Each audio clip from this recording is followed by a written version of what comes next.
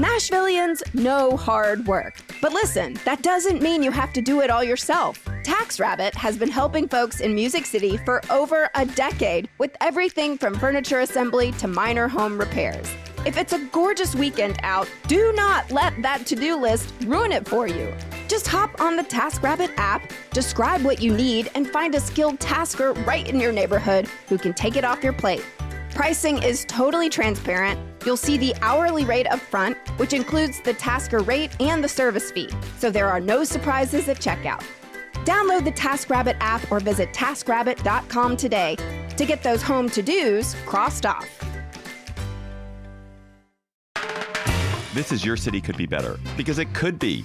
I'm David Plotz. If you love your city and still complain about it, you're in the right place. Claudia Meza, what is the most annoying thing you have witnessed while out and about at night in Portland?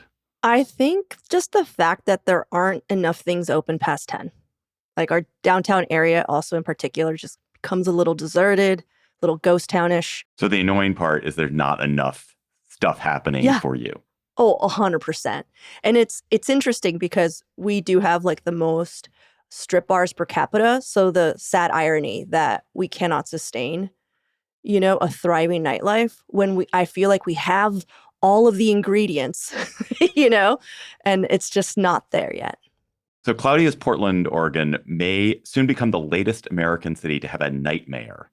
And you have to say that phrase carefully. It is a mayor of the night, a night mayor, known less poetically as a night economy manager. The night mayor is the person who helps businesses that are open at night and their customers. So nighttime parking regulations, nighttime police patrols, permitting, how to manage late night noise, when is last call. These are the kinds of questions that night mayors have to grapple with.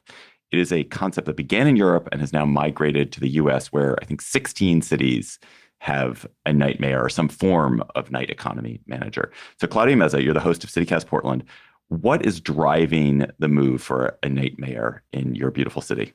Well, I mean, aside from the need of wanting a more vibrant nightlife, I think right now, currently our city council president, Jamie Dunphy, is looking into making this role a reality. But if I could be perfectly transparent, David, we might have also had a role in bringing this idea to the forefront in a discussion on the show.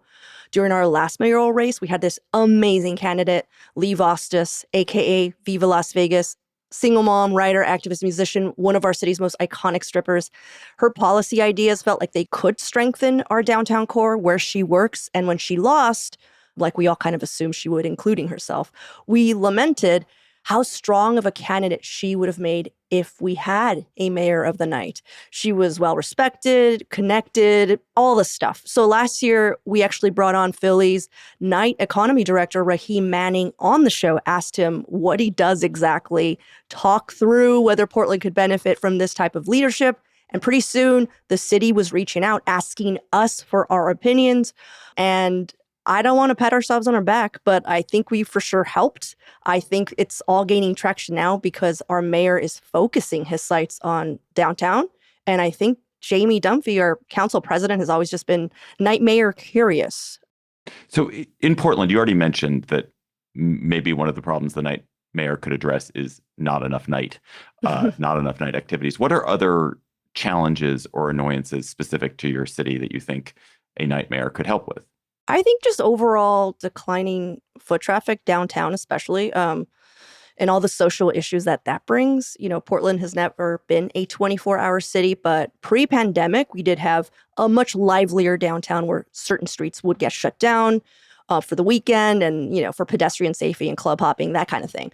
But that's not the norm now. And when you have more deserted streets, you get more vandalism, more petty crime, more tents popping up in front of businesses, which is an issue for them, broken wind, all that stuff, you know, stoop poopers, which is real. And that all creates an environment. Yeah, What? People who poop on your stoop? People poop on stoops, poop stoopers. Y'all know to have that in D.C.? I'm pretty sure you do. We do. You do. We probably do. So all of that creates an environment where citizens stay away from certain areas. And then they start seeing downtown is not safe, dirty, et cetera, all that stuff. And who is having to deal with all that are the businesses down there trying to make it. So as stats have proved, what makes a city street safer sometimes isn't more cops. It's actually people existing in those spaces. So it would be a logical conclusion that focusing on a thriving nightlife could positively impact downtown overall at all times of the day. So what kind of issues do night mayors work on? And why is it important to have a specific person whose job it is to focus on those issues? And the more specific and vivid you can be here, the better. Okay, so from my understanding, they act as like liaisons between city officials, police, residents, and businesses to manage and support the nightlife industry. They're facilitating permitting, zones, all that stuff for the clubs, venues, restaurants. They're also coming up with cultural activities and promoting them. They're essentially that like link between the 9 to 5 city hall schedule and the nightlife's actual working hours. When we had Raheem on, he said the most consistent issue he was dealing with at that point were noise complaints. So not sure how that would play out in Portland since our downtown does not have a high concentration of residents, but that's what he was dealing with in Philly. And why does that need my question is really, why does that need a person who is, I love the title of night mayor or even night economy manager. I love it as just like, it seems cool, but why do they need it and not, there are cops, there are bureaucrats who have jobs like issuing alcohol and beverage permits. Why do they need to have somebody specifically who is tasked with this? Because I think a lot of nightlife industry feels ignored by City Hall. They don't think there's enough cops, or if there are cops, they're not really focusing on the things that matter to them, like vandalism, just things that would affect their business. I know DC has a night mayor for very similar reasons. I know New York has one. So I think these are issues that have been figured like, oh, we're not really paying attention. They're not coming to City Hall. They're not coming to these meetings because they're asleep or, they're too busy because they're working. So I think that this niche was created out of necessity. If you were the night mayor, what would be the first thing you would do? If I were the night mayor, oh my God, it would be a nightmare for one. I think the first thing I would do was I would try to prove that it was working and that my job was needed. I come from a science background. So I would immediately be like, this is the quadrant that we're putting resources into and that this is our test quadrant. And we're going to see if this quadrant, if all the things that we're hoping happen here. And if they don't, freaking fire me, put that money somewhere else, hire one more cop. I don't know. So I think that's what I would do is I would literally give myself limitations because I think the issue when people come up with these jobs or these ideas, especially in a super liberal city because we're all pie in the sky, big hearts, bright eyes, we just cannot wait to spend taxpayer money. We bite the off. The truest thing you've ever said, Claudia. But it's true. We bite off way too big, And so I would be like, okay, what is the smallest bite we could do to prove that this is working? That's really smart. I hope that your city council chair is listening to that.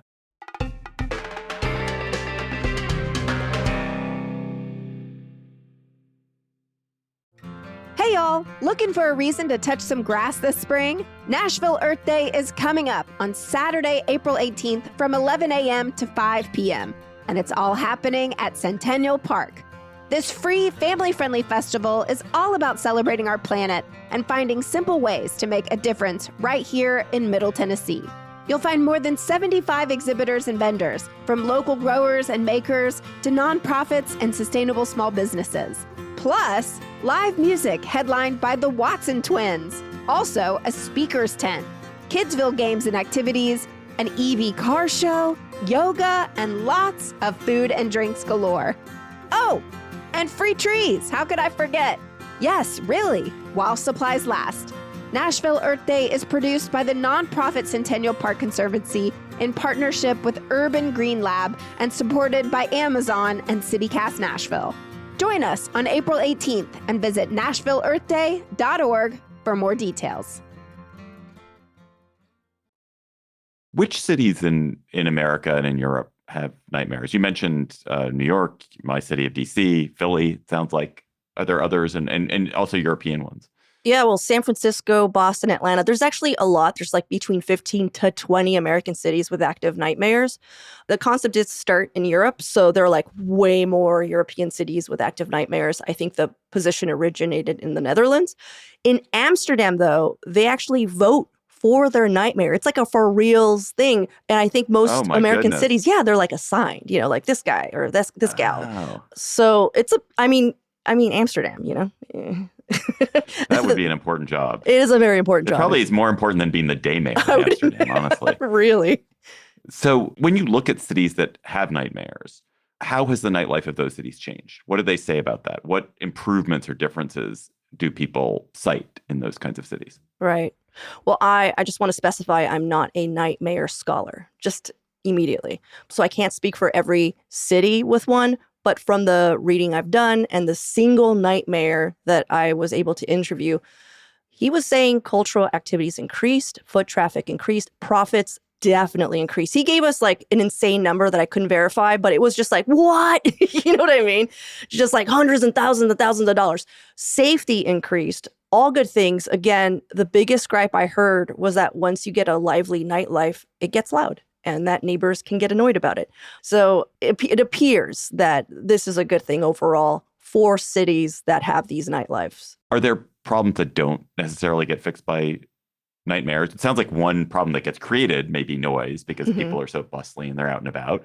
Are there others that you've heard about that a night mayor does not really diminish because it's not accessible to them? Well, I just think that like the core social ills of our society, like homelessness and drug addiction, I'm sure a livelier downtown will clean up, quote unquote, the appearance of these issues, but they're just going to find a home elsewhere.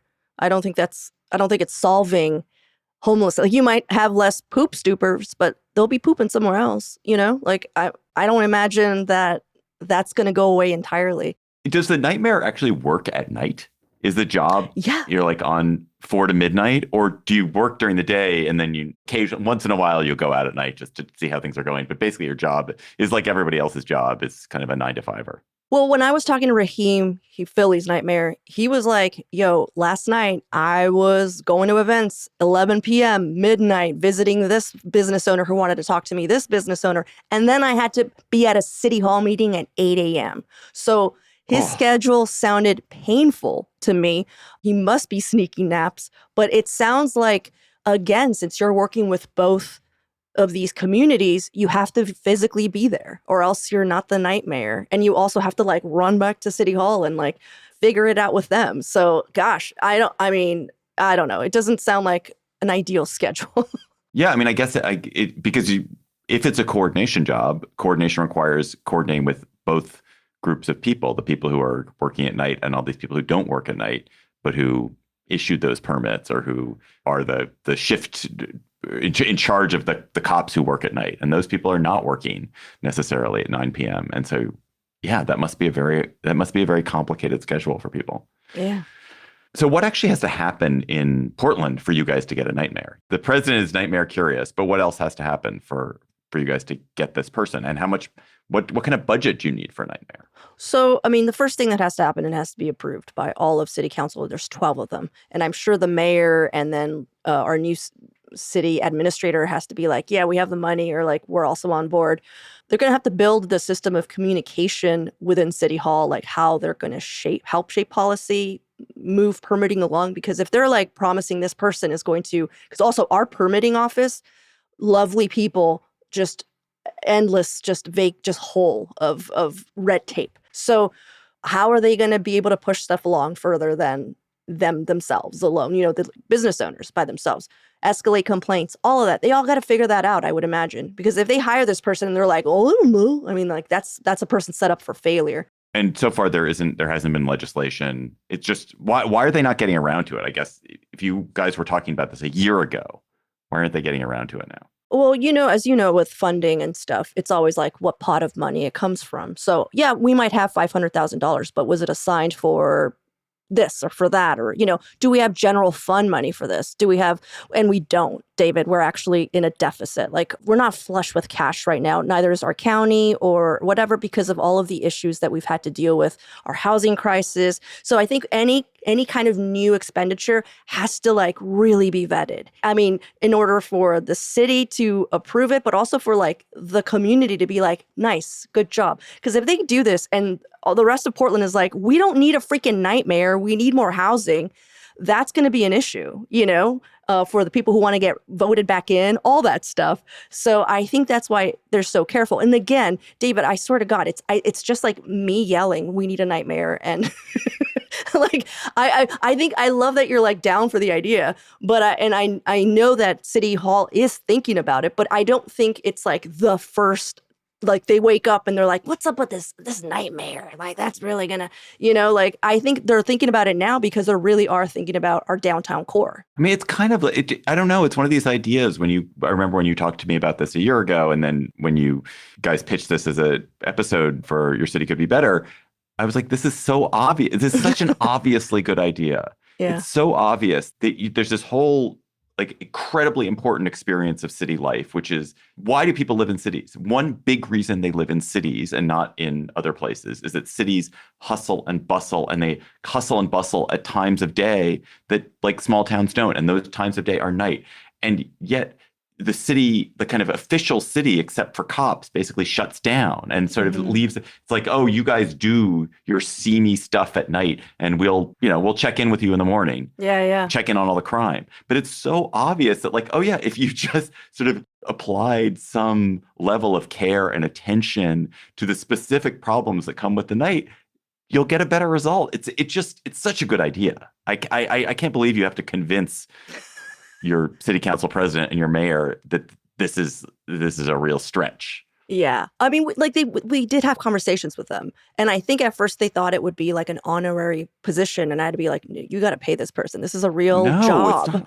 This isn't a job. Walking around with a sash and things get done because somebody's wearing a sash at night. Right. That's not how that works. Right. But like, no, I think they're for reals thinking about it. I hope that it does get escalated. But I also trust that they kind of also know what's coming along the pike with like expenses, funding, all that. And if they're just like, we can't afford it right now, I would also believe them, because we're covering all of the expenditures, all of the federal cuts that are hitting us, and why it kind of hits harder for Portland because of our specific issues. So I understand what they're trying to balance.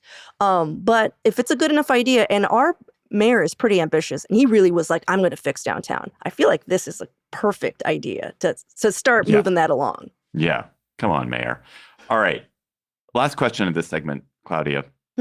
What can Your City Could Be Better listeners in other cities take from this conversation to help make their city better? Maybe the takeaway is that if your city downtown core is struggling post-pandemic, like I know a lot of cities are, because I think those cities relied on workers rather than residents, like a lot of downtown cores.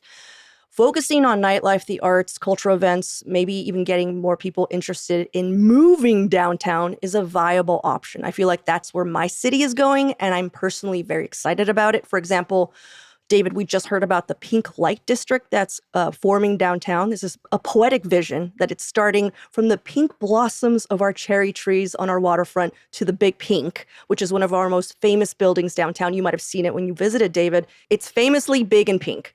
So this Pink Light District, it's going to be amazing. I'm already so excited. It's going to have public markets, outdoor stuff, live music, food, drink. It's happening, and I'm so excited. I'm going to answer my own question, which we've digressed on. I mean, it's obvious. Like, one of the things, the question was, what can people in other cities do? This idea of the nightmare is an idea essentially that Claudia and the other CityCast Portland folks planted. Like, it was a completely citizen driven. So if you're in a city which could use something like this, maybe your mayor and your city council just don't know about this concept. Bring it to their attention. Yeah. That would be my answer. Okay. See, David, you should have just answered. I don't know why you're asking. I should have just answered. I don't know why you're here. David, what do you think? Well, I don't know. David, I think it's a great idea. I would say the Big Pink District.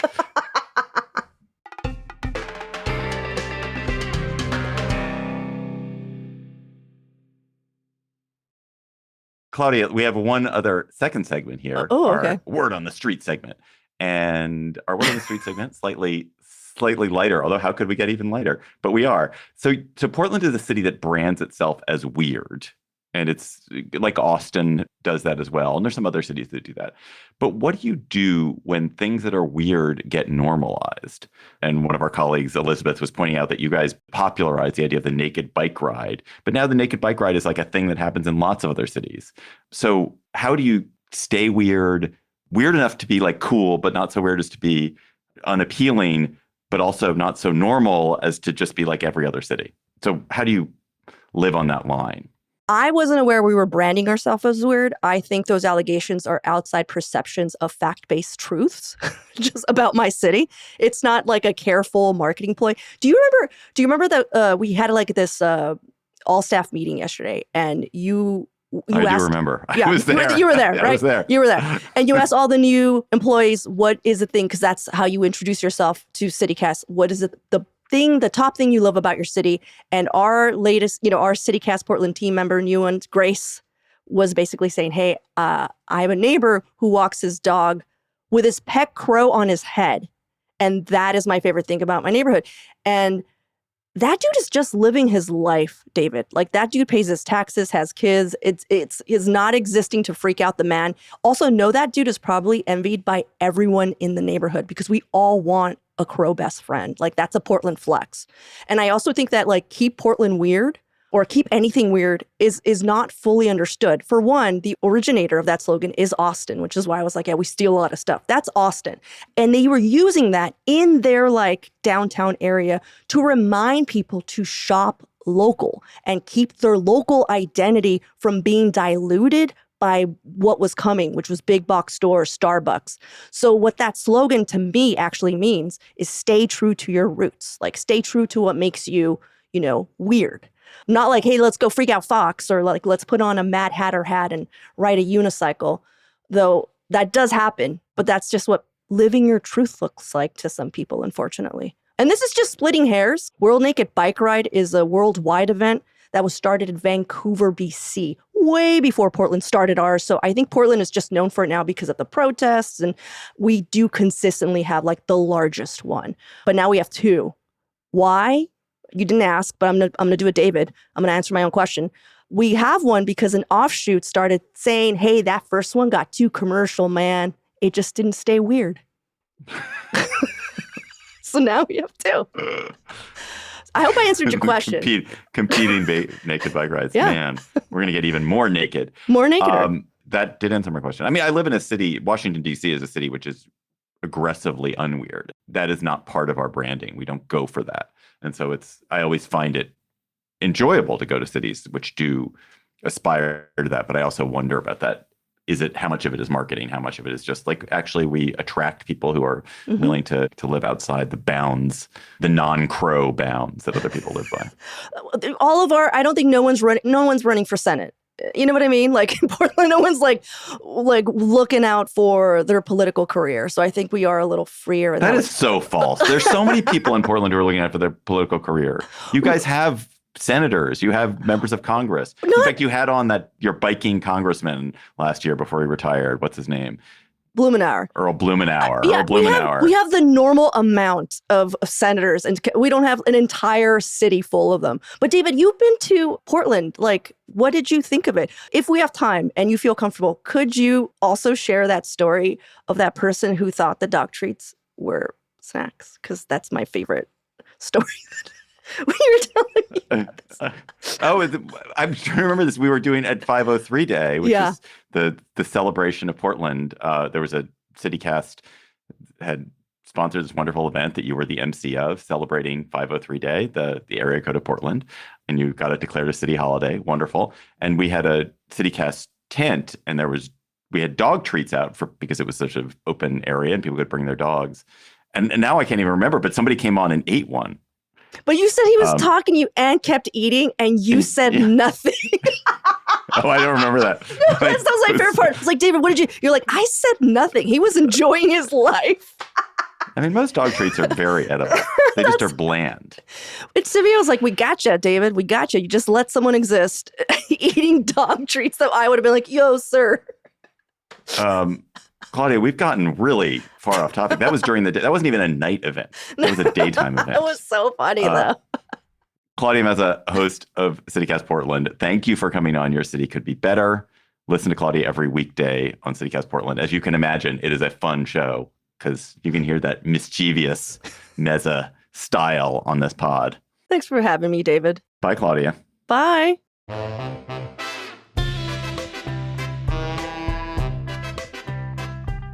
That is all for today's episode of Your City Could Be Better. I'm your host, David Plotz. Our producers this week were Lizzie Goldsmith, Elizabeth Kama, Priyanka Tilve, Claudia Meza, and John Natariani. Our music is by Carl Christensen. If you are enjoying Your City Could Be Better, please tell your friends, rate the show, leave us a review wherever you get your podcasts. We will be back next week with another conversation about how your city could be better. See ya.